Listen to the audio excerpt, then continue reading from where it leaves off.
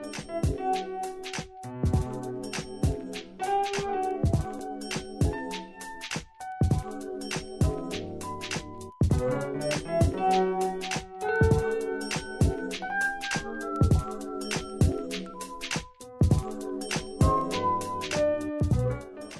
Mike White, and company Studio Link. We've been in business a little over 30 years. Probably produced well over 500 various types of corporate videos. The biggest problem I think that most corporations have in developing any kind of a corporate video is what I like to say is they hit the bullseye, but they're aiming at the wrong target.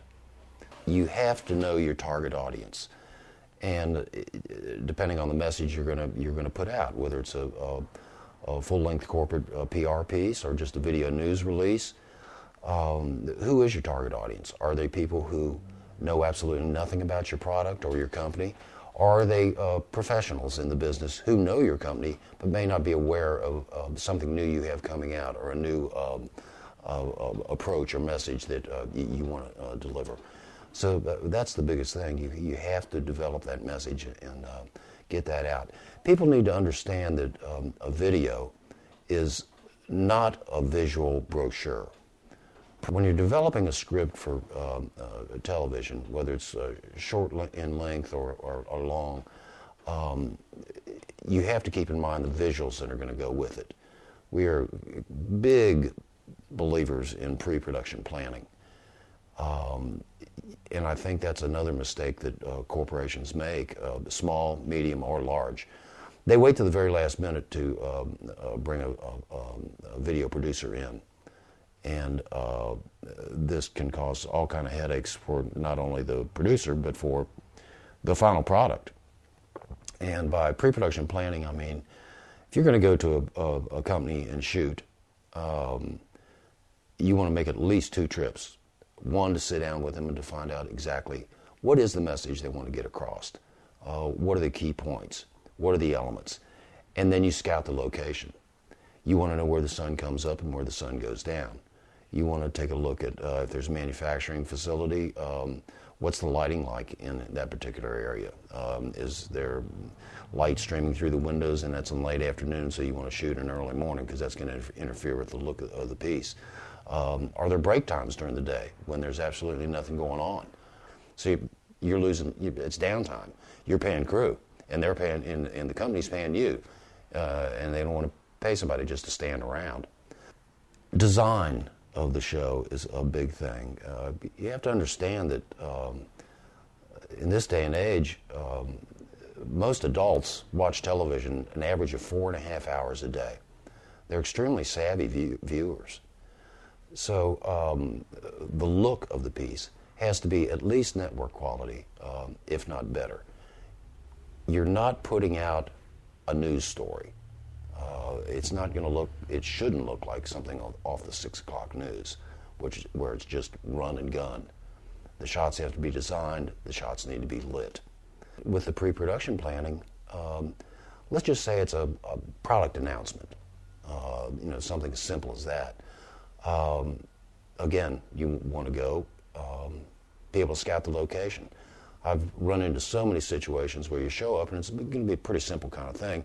They wait to the last minute to bring a producer in, and you get to the room where they're going to have this thing.